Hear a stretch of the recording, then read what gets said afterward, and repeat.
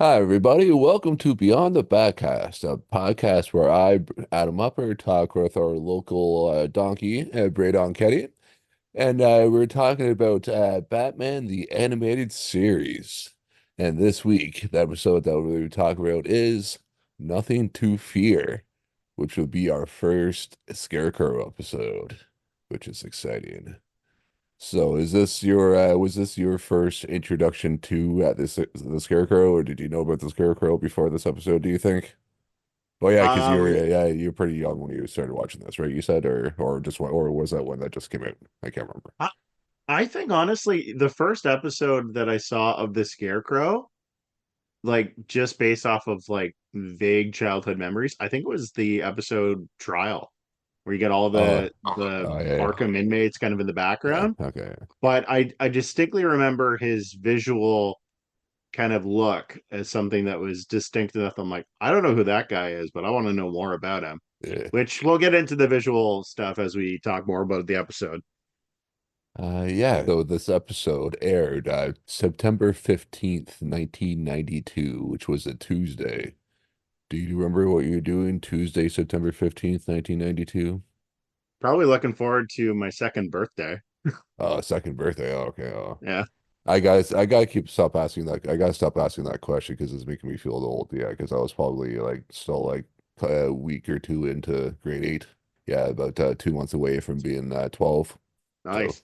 it aired Tuesday, September 15, 1992. It was the third episode produced and the 10th episode to air. So remind people, yeah, we're going with the produced episode list of the show. So that's why we're doing this way. That's why we're watching this one this week, and it's the 10th episode to actually air because that's how the episode listing is on the Blu-rays, the DVDs, and on Netflix and stuff. So as I said, this is the first episode that had the Scarecrow. So it was definitely an interesting look. And yeah, I think I probably w wouldn't have known who this character was before watching this show. Yeah, because I think I said on previous episodes, my only other real Batman exposure was the Tim Burton '89 Batman, and the Scarecrow didn't make it on screen until the I'm blanking on his name now, Chris Nolan movies Hmm. with Cillian Murphy. Yeah, so yeah, so this is definitely would have been my first introduction to the Scarecrow. And it was definitely not. I guess it's probably in line with a cartoon, but he's definitely not really scary. Well, that was one of the things that I was gonna make mention of. Like, so I love this episode. Let's get Oh this yeah, right out of the gate. Like, this is probably one of my favorite episodes. oh Their yeah. first iteration of Scarecrow, I don't like. Visually, I don't like. Everything else about the character works. I realized for a while, when you're looking at something and you're trying to figure out who does that character remind me of that's so dumb? He looks like Earthworm Jim. Do you remember that video game character? Yeah, I have Ruther. I think you even have it right over there. Even You I know really? Ruther. Yeah, I think so. Yeah, I think That's so. awesome. Yeah. Right, yeah, I'm almost certain I have that game here because I have Retron 3 system, which has like the Nintendo, Super Nintendo, and Sega 3 in 1. Nice. Yeah, so yeah, Earthworm Jim. Yeah, I definitely didn't make that connection, but definitely see the connection now. Yeah, with the brown head and stuff, and it's kind of goes over the Elongated top. neck. Yeah.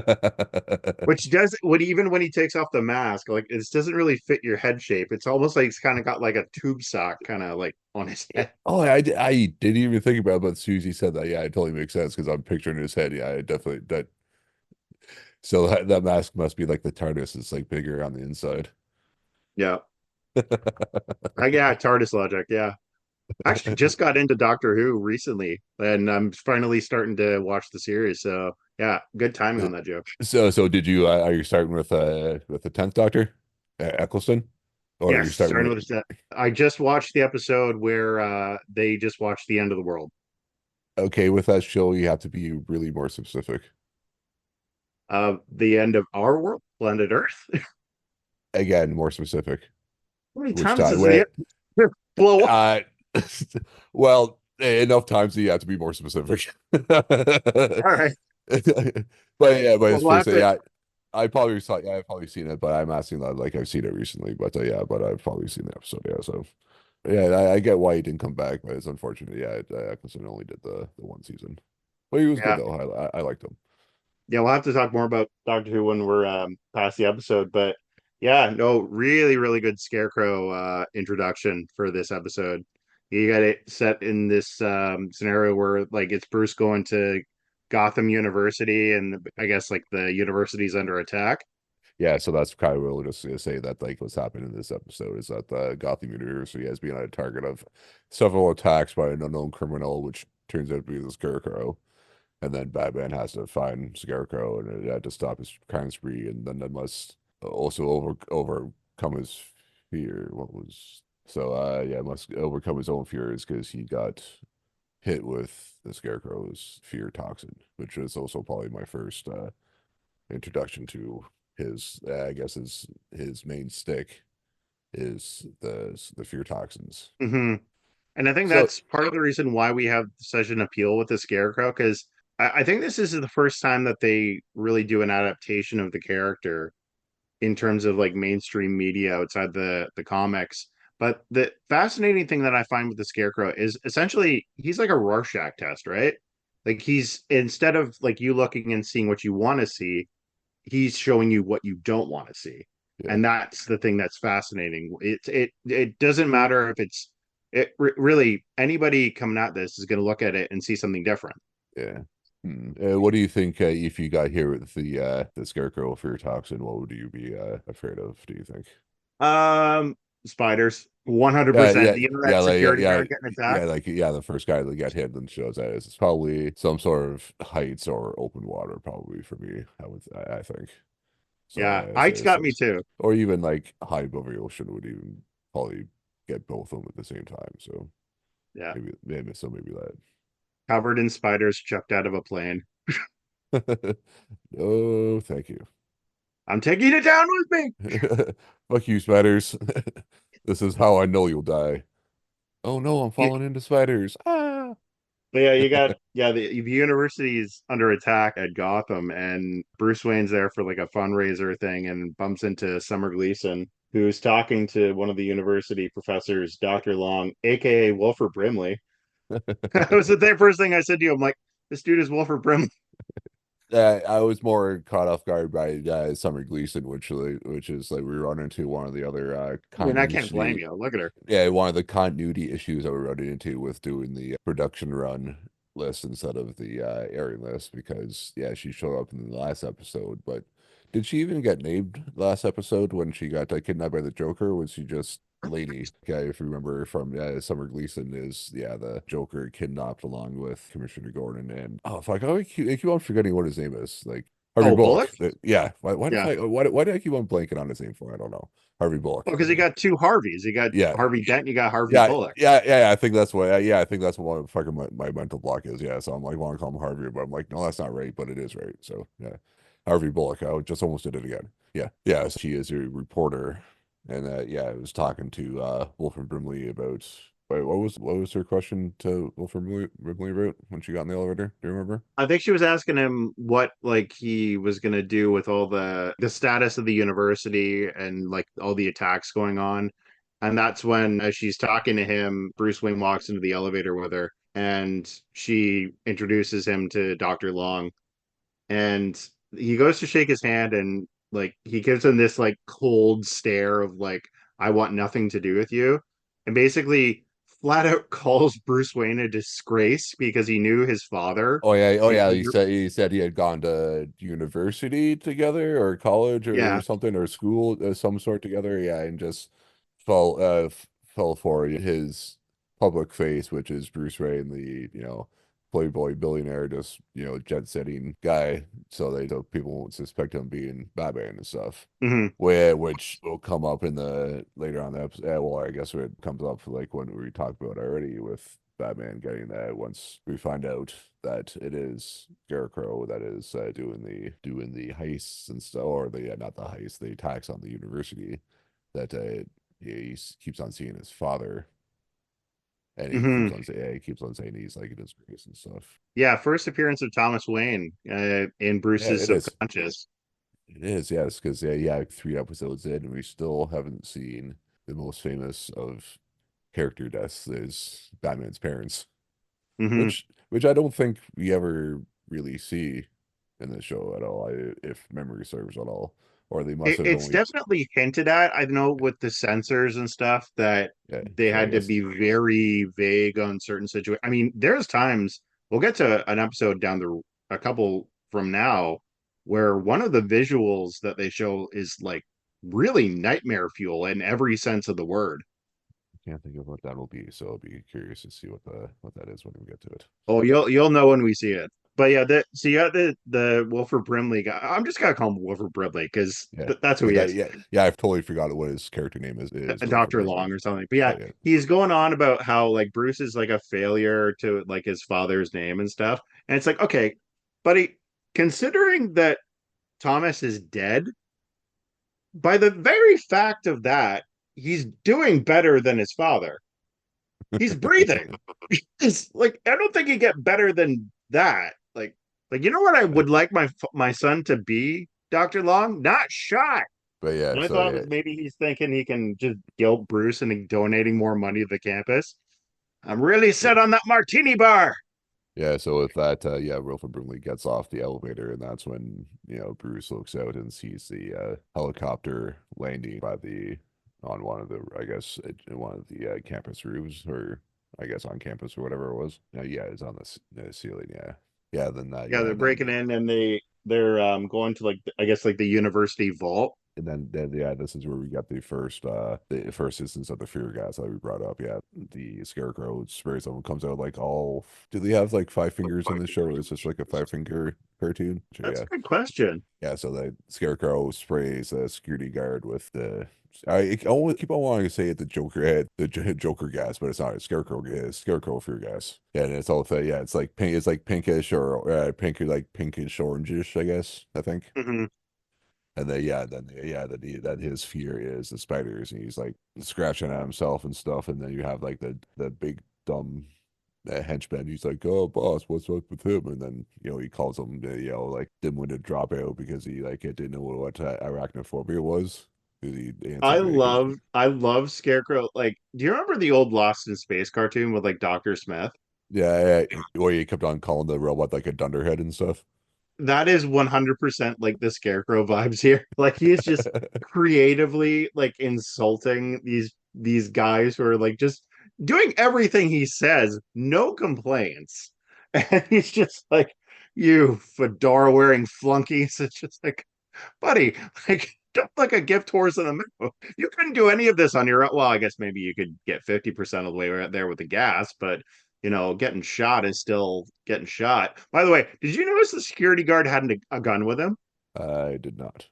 Yeah. I mean, hey, when you're at least knowing of Man Bat and Joker and you're working as a security guard in Gotham City, I think a firearm is warranted.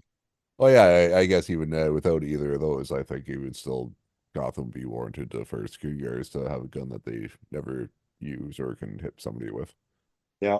Yeah, they head into the vault and then he's instructing his goons to only take the money they can carry and burn the rest is mostly the whole reason for this thing is revenge. It's not Yeah, about theft. And he's pouring on the gasoline. That's when Batman jumps in, takes on one of the thugs outside the vault, and throws him on his feet. By the way, Batman's surprisingly smart wearing a gas mask in this first encounter with Scarecrow. Like he wasn't there when he saw when the security guard was getting gassed. Yet he walks in. So like my thinking is because they mentioned that this isn't the first attack, that he kind of got some vague ideas from like the yeah. So crime it's scene probably yeah. scenarios. So yeah, so it's probably not his first time using the fear gas. So he probably deduced as Batman does that it's probably like a gas formed thing that's happening or whatever. Hmm. And But that's where Scarecrow actually kind of counter moves him and gets him with the dart gun. yeah, So so like yeah, both of these guys came prepared, and that's what I love this battle of wits. Like obviously they're trading punches, but it's like, oh, this is my move. Oh, that's your move. I'm gonna go against your move. I would never think that Scarecrow was one of the not that he's probably on the dumber end, but I never put him on the smarter end of Batman's villains. Like I probably would put him like about the middle, or I guess because I guess he is or at least was a university. professor, which is shown here, which I if I knew that before, I've forgotten because I'm sure I've seen this episode when it first aired because as I said, I think last couple of episodes of the first season they are airing during the week instead of just on Saturdays. So I don't think I definitely would have saw this when it first aired. And I'm not sure if on the Saturdays when I was watching this, like how much of the first season they showed because yeah, if I did see this episode, I'm not really remembering. So yeah, so I'm not sure if I would have ever known that Scarecrow was a. Do you know if he was a university professor beyond the show, or is it just show specific? Because I think he was in the comics because I remember. So this is 1992, yeah, and when did Batman and Robin come out? 97, something like yeah, that. yeah, yeah, 96, 97, yeah. So they were planning around the same time that they were doing the post production of Batman and Robin. They were getting ready for the unmade fifth Batman movie. I think they were working on the titles like Batman Triumphant or Batman Unchained.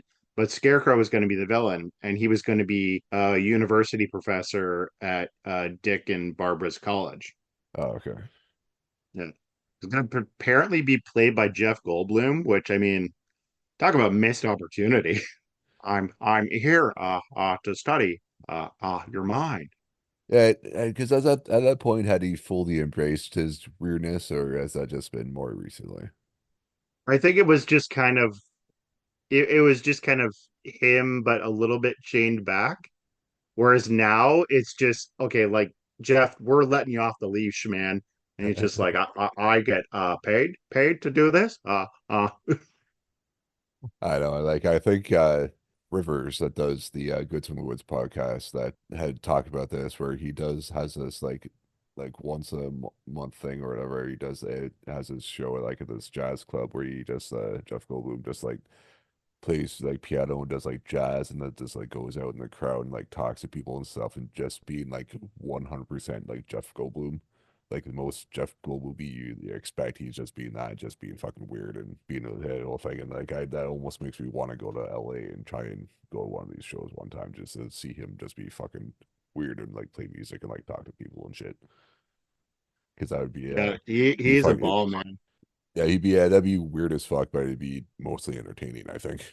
Yeah, there. I remember. I didn't get a chance to go to this panel, but there was a panel at Fan Expo where he was there, Yeah, and I think a couple years ago. Yeah, I think. yeah, at least like half the panel is just him like rallying the crowd to just do the Canadian national anthem. And he's just kind of looking like this like majestic conductor as he's like just like, oh, just play to the rhythm of the music in my head. Yes. And I'm just like, okay, well worth the 3 hours in line. I didn't go, but it would have been well worth it.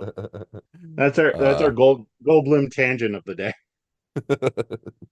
But yeah, you got Batman gasped by the Scarecrow, and he rips off a scrap of the mask as he's being disoriented by the effects of gas. And that's when he hears the voice of his father and sees him looking through the flames. And it's like Bruce, kind of ghostly kind of form. So what Dr. Long or well, Wilford Brimley, whatever your yeah, fancy Wolf and Brindley. Yeah. Wilford Brimley. What he said did trigger him, like either consciously or subconsciously, this insecurity that he's like failed the family name because he outright says that the ghost of Thomas Wayne says like you've disgraced the family name. So yeah, so you think it was just that? Yeah, he meant it just in the like the public eye, or just as a or actually as a whole. I think as a whole, I think in the public eye, yeah, he's like you're kind of this kind of Tony Stark playboy kind of persona, but also like you're not really doing anything with your life. You're just kind of like patching holes in the Titanic of a sinking ship that is Gotham City. And I don't know. I think it's both, and it's also whatever kind of suits the scenario for Bruce's psyche in that moment. Yeah, and that's when Harvey Bullock and Commissioner Gordon show up, and then Harvey tries to bully Batman. for some answers, whatever. And then that's where he shows that Batman has the part of the mask that he has, and then him and Commissioner Gordon are arguing. I think might be the first instance of them somebody talking and to Batman turning around and then turning back, and he's disappeared. Hmm. I think that is that the first time he's pulled that in the In first this three episodes. show, yeah, I want to say so. I think so. Yes. Yeah. By the way, do you notice how casually he like body checked Harvey Bullock? Yeah. Yeah. He kind of did. Yeah. So I know this is an audio format, but like when I say like he lightly bumped Bullock with his shoulder, I mean like he put like a minimal ounce of force and Bullock went across the room. Like this dude easily weighs like 250 pounds and Batman's just kind of like, get away from me. Like he's just like a cowboy swinging open a saloon door. Like that amount of effort. yeah, like I get that, like yeah, Batman and the police are like not supposed to get along because Batman like Bullock calls him a vigilante at some point in this confrontation. But yeah, but I think Batman knows enough to not hit the police unless unless you Jeffrey Wright at the end just trying to give him an out and say and tell him to punch him. Yeah. You got Scarecrow after watching the newscast of Batman surviving the fire. He's going on a rant when they ask like what Scarecrow has against the thugs are asking like what do you have against this university? Like why are we doing this whole thing? And you would assume that Scarecrow wouldn't want his identity shared with his henchmen because they could easily rat on him if they get caught by the cops. But Yeah. he's again, I think it also appeal. It's funny, but it does kind of appeal to his character of like this ego driven, like I was on the breakthrough of like a scientific discovery and you guys ruined it because he's going on that he was a professor of psychology at the university and he developed the fear gas where he was actually testing his own students, like locking them into rooms and gassing them with this stuff so that they were like exposed to their worst fears. And he was just kind of like writing notes and stuff like that. And just kind of like really, you could see it on his face. Like he's loving this, like in a sadist kind of way. Yeah, and then he wonders why he got fired. Yeah. But It's almost like I'm the problem. but you mentioned in there though that he might not want to share his identity with his henchmen. But isn't that one of the things with the Batman rogues, aside from the Joker, is that it's publicly known what their dual identities are? Like Harvey Dent and Two-Face, like Penguin and not That's a Harvey good Oswald. point. And now with Scarecrow and the university stuff isn't that like the thing with his for the most part? Yeah, I didn't think about that. I Well, think I I mean, think I guess there's Cat. Well, no, I was oh gonna say yes, Catwoman, but yeah, Catwoman's identity does get revealed early on in the series in like a public way. that might be a Dr. DC question at Yeah. some point. Yeah. I'll have to probe him about that. I do like that idea though, because like, like we look at like the Marvel Cinematic Universe and most of the heroes are like public personas and stuff like that. But to look at, this Batman animated series where most of the criminals are public names and stuff like that, like with not really secret personas. Which I mean, when they're getting put into Arkham Asylum and into prison and stuff like that, they're going to go through the judicial system, and the newspapers are going to, mention their legal name.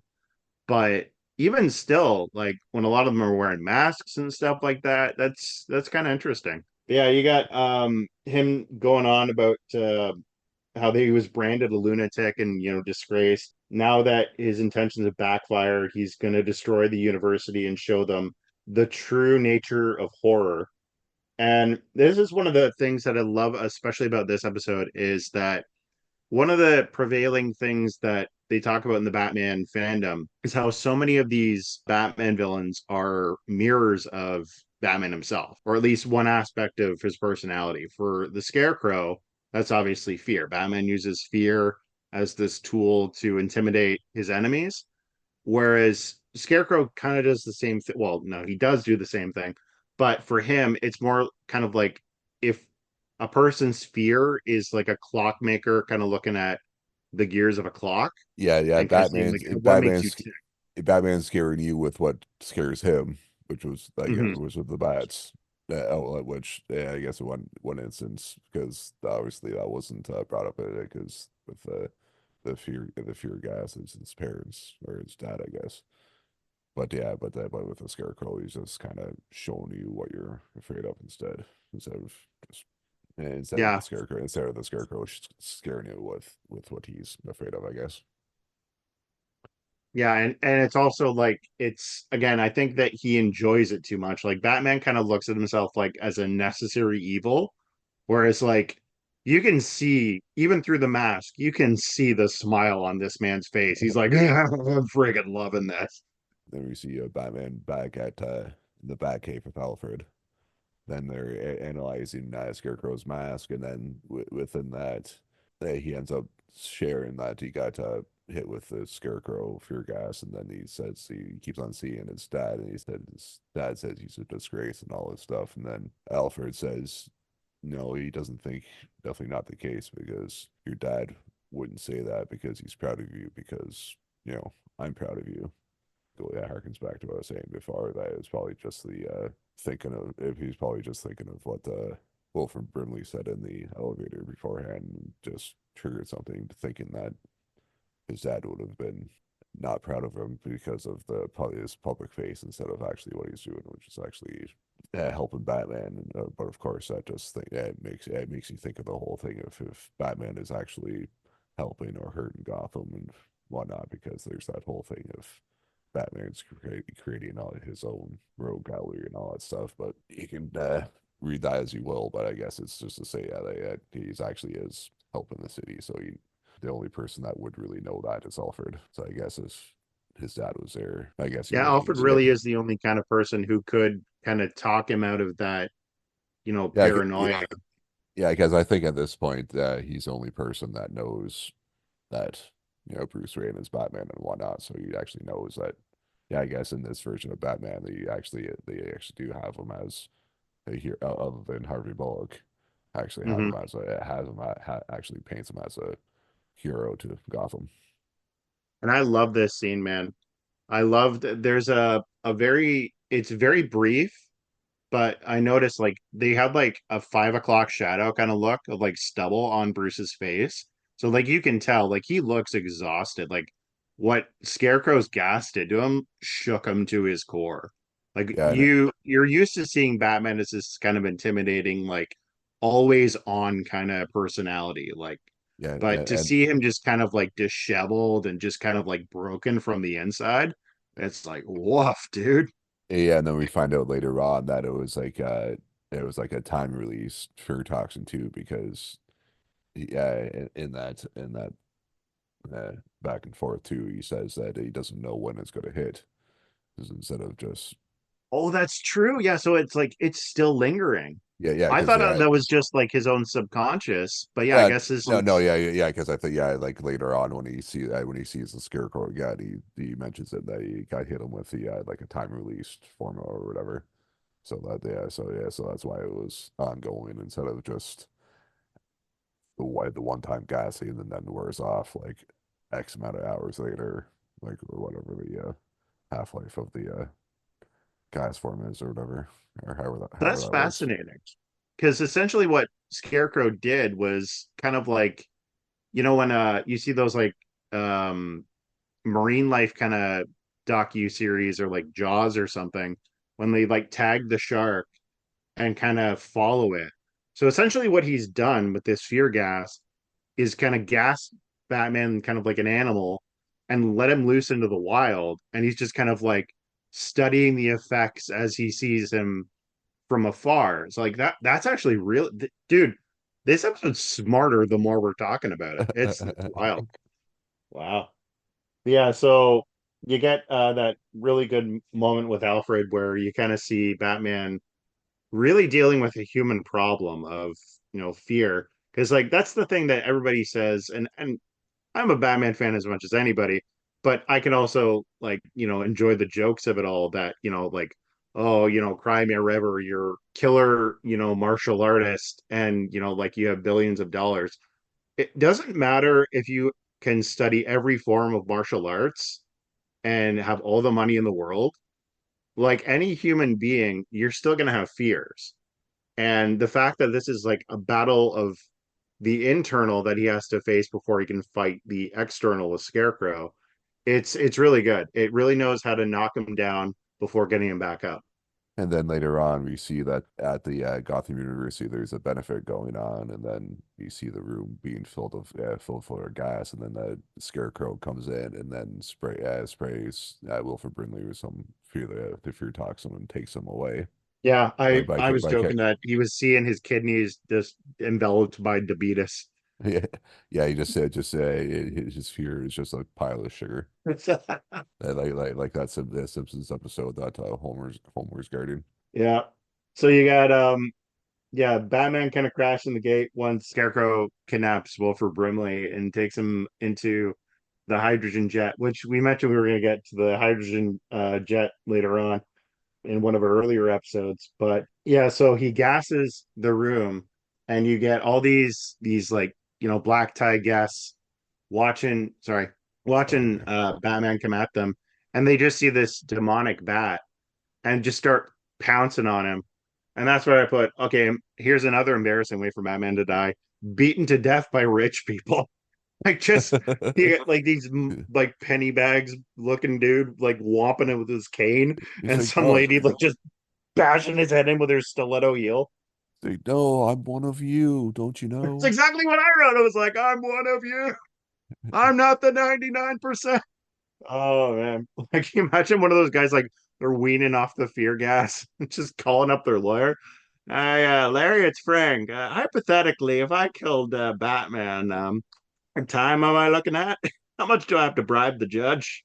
But yeah, Yeah, you get Batman escaping through the crowd and going after Scarecrow. They got this gas hose that he's like let in through the hydrogen blimp that's like pumping in the gas. Batman grabs onto it, starts climbing up.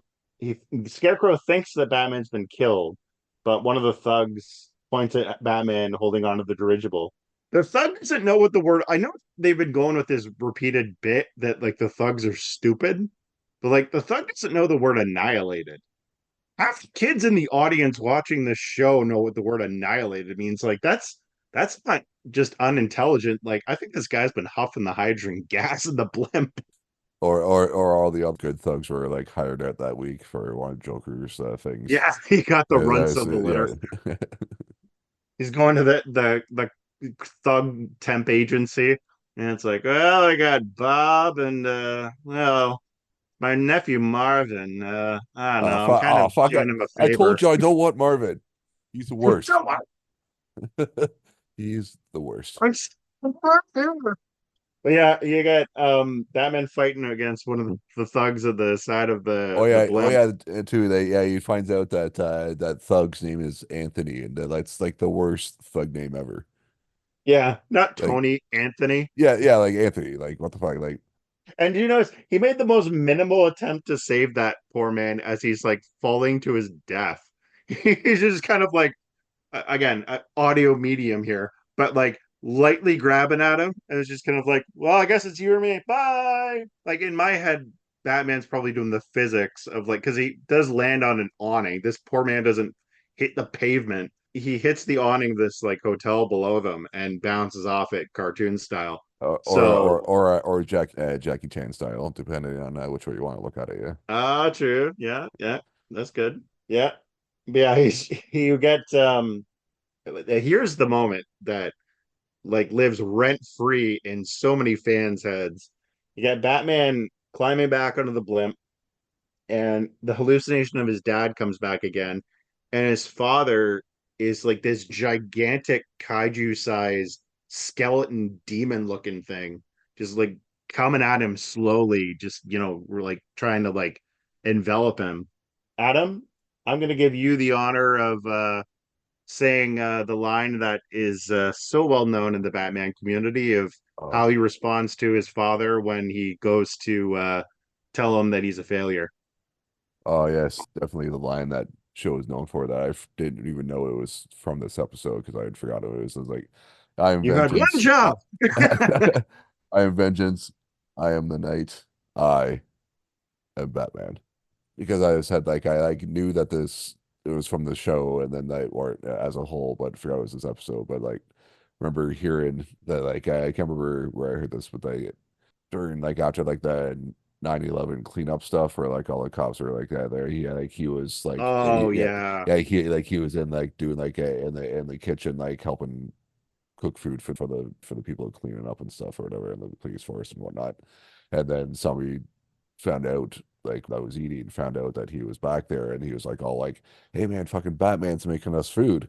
Yeah. And everyone was like, "Oh yeah, bullshit, whatever else." And then like I got back to him and then he just kind of yelled from the back that line, "I'm vengeance, I'm the night, I'm Batman" in the voice, and they're like, "Oh right, okay, yeah, it's Batman." Yeah. He could have just said I am Batman, but Yeah, Kevin but Conroy, yeah, much yeah, the theater loving actor that he yeah, is just like, yeah, well, did go just big or go home. yeah, exactly. And then too, like I've been going to Comic-Con like pretty much every year since 2011, and one of the years he came, a friend of mine from college sent me some money to get like something signed by him. So like so I had like I usually got the weekend pass, and I usually it's still and unless there's like one or two specific things I want to check out, I usually skip the Saturday. So and he wanted me, so he wanted me to get something signed by him. So I think that was probably like the one thing I was very brave that so I get there early and just kind of go in and go out sort of thing. So I got in line for him, and it was still like I got there as early as I could, and it was still like a packed line. So like, and Oh, then no he, doubt. and then he came out and like stood up on his chair and did the line and sat down and then started signing everybody's stuff, and he was fucking super cool. Like when I got up there to and then yeah, I think I showed you like a little while ago that I got it. He did like a free like table photo with me. I think he even actually asked. I wanted to, but obviously again, I knew those big lines. I wasn't gonna say anything, but I even said it. So I was like, fuck yeah, if you bring it up, I'm going to definitely say yes. So I got a photo of him at the table and stuff. And he was really cool. Yeah, I've heard so many like great fan encounter stories of people talk to him. Yeah, like the 9/11 aftermath story. I think that's also a thing that's really cool about us doing this podcast here is and talking about. I mean, it sucks that Conroy is gone, man, but like that man is immortal in the Batman community. At least like there's gonna be fans who continue to this day. It's like they read the Batman comics, and when they're like listening in their head for like the voice that they imagine Batman having, it's Conroy's. Yeah, And it's this line that is like, I think, peak Batman. Like, and it's again, as I was mentioning a couple episodes before, Conroy was kind of finding his voice, but like if this wasn't the line reading that Warner Brothers like casting directors were listening to and realizing this is the guy that we need for this show, then I don't know what it was because like this guy knocked it out of the park. But yeah, that yeah, leads us to Gotham getting its very own Hindenburg disaster when Batman crashes the blimp into the side of the building. yeah. Because during that, I think if it's not Anthony, it's one of the other thugs were shooting at him, but put a couple of holes in the blimp, and yeah, crash it. But does it full on like explode, or is it just kind of like boop, go in the side of the building and just kind of crash and stuff? I can't I'm pretty sure like I remember. was watching it again before this, but like I'm pretty sure I saw a big explosion. Was just picturing that line from The Simpsons where they were parroting the Hindenburg and Summer Oh, Gleason just on the street being like, "Humanity." Anyway, sports at 6. oh, the huge manatee. Yeah, Batman saves Wilford Brimley. Scarecrow managed to escape the explosion, gets in the Batmobile, and starts checking the results of the mask analysis. And he sees only 5 places that could have manufactured the chemicals needed to make the fear gas. Yeah, and do you Among them, notice? Star Yeah, Labs. I was gonna say, yeah, that would have been like I think when I was initially watching this, that reference definitely would have went over my head because I wouldn't have known what Star Labs because I think I vaguely remember the John Wesley ship, the Flash show being on. But I'm not sure if he worked at Star Labs at the when was that, or if he was a cop or something like that. So yes, I definitely wouldn't if he did work at Star Labs. I definitely didn't remember. So yeah, so that initially that reference 100% went over my head. as soon as I saw it, it was the fifth one. They were like, "Oh, we need a fifth thing." I'm like, I know one, Star Labs. Yeah. All these vague like Johnson chemicals and Yeah, stuff like that. But yeah, Star Labs like, okay, I like what you did there. yeah, yeah. And And that's I think that's when Batman figures out that it's Jonathan Crane because yeah, he's like does like a back trace of who works there and stuff. Then he figures out yeah, yeah that Crane Chemicals. So okay, I know the guy said that this wasn't about money. How much money does it cost to operate your own chemical factory?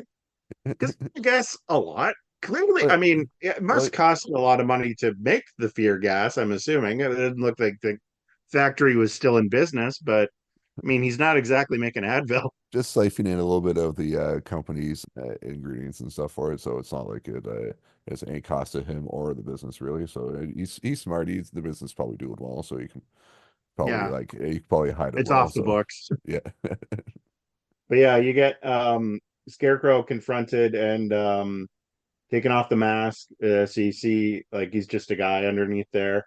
And some of the fear gas is still leaking in. And that's when Batman comes and confronts him. And you just see yeah, very like it, much inspired that scene in Batman Begins when you see this demonic bat form and like him confronting the Scarecrow. but yeah, but that just made me think of the one thing that you would think Jonathan Crane's so smart he would have made himself resistant to the fear gas. So if Mhm. or I guess in the comics and stuff, he's just been exposed to it so much that it doesn't affect him anymore. So I guess he that's he hasn't built up the immunity, I guess, to it. Yeah. Because it gets in, yeah, like you were saying, that comics, I think it was around sometime like Blackest Night or something when I think Batman is considered dead at that point, and Scarecrow is kind of without purpose, kind of like the Joker in this like, well, I have no like adversary to keep me on my toes, and you have him basically unable to feel fear, which you would think would be a good thing, but when you think of like just the average things that the human mind would need. Like, imagine you're getting close to the edge of a building and you don't have enough fear to keep you from walking off the edge. Like, that would drive you probably into insanity without any rational fear in his mind. But yeah, it's that's the thing that's very fascinating with Scarecrow is that it's not just like a bottle episode where it's like, well, we've talked all that we can about fear. Like, no, like fear is something that you have like a wide spectrum that you can, dive into with this character.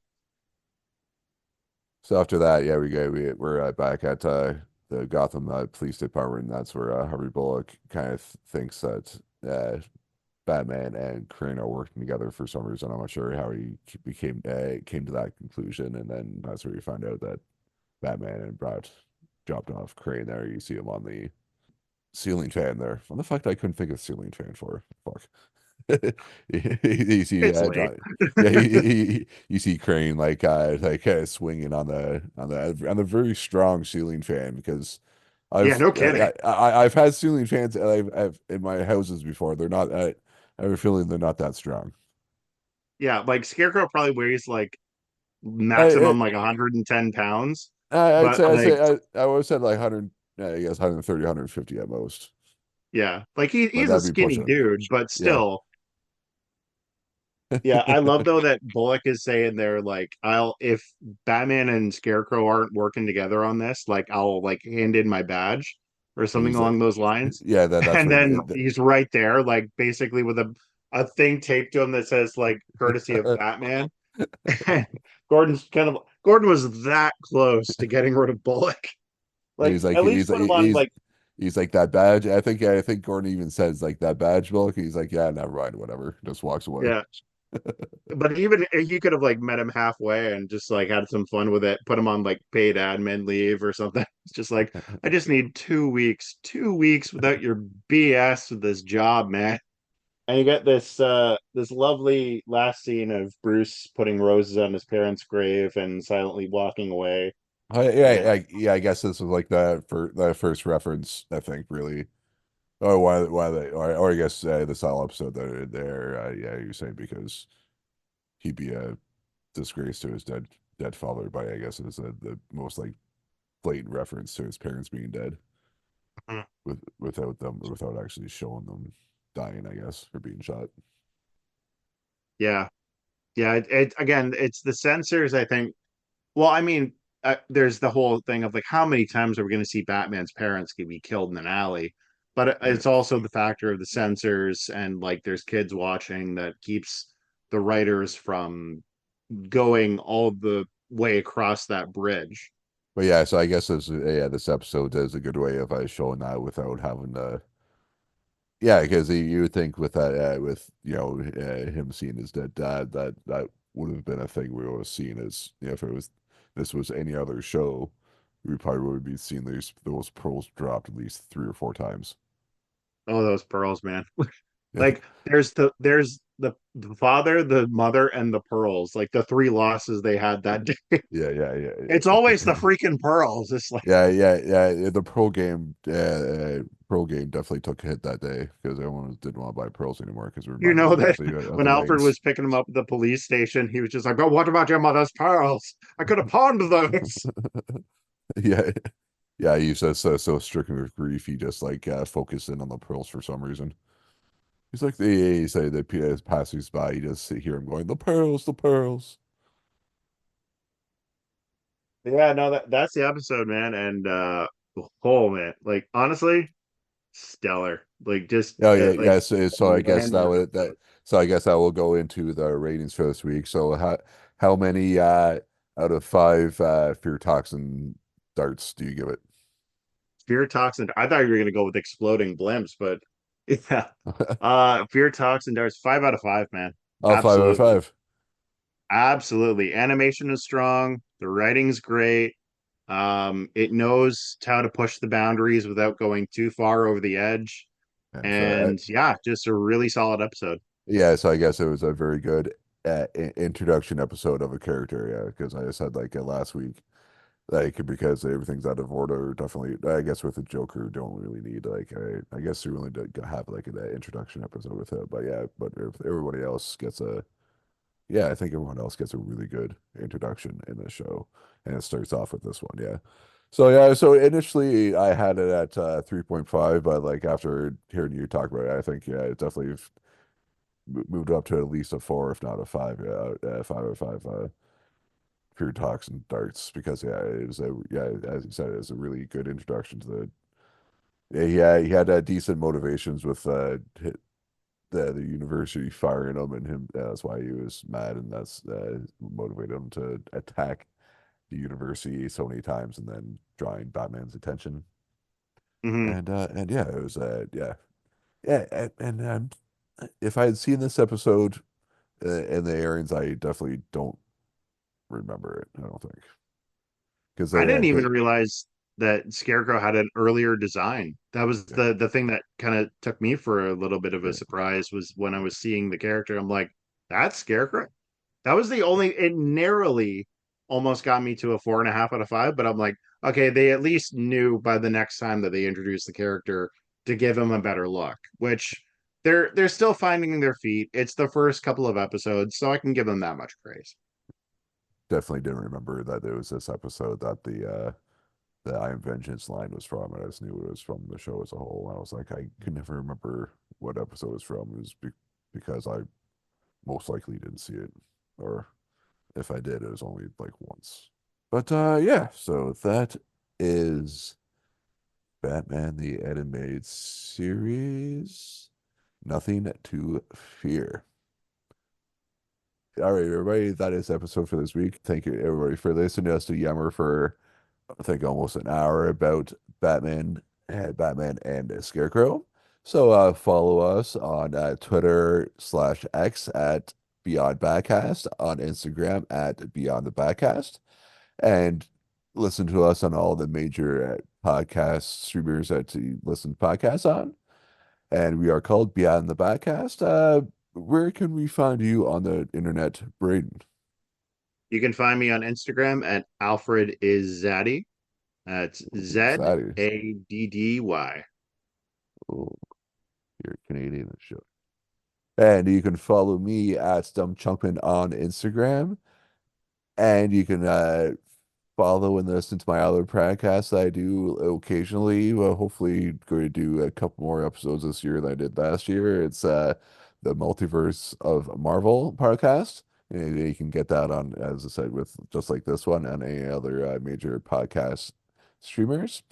And depending on when this is coming out, probably going soon, I will be on a episode of Off My Shelf in at the end of March because her podcast has started back up. She had some life issues going, so it's on a bit of a hiatus for a bit. But yeah, it would be I'll be doing that in March.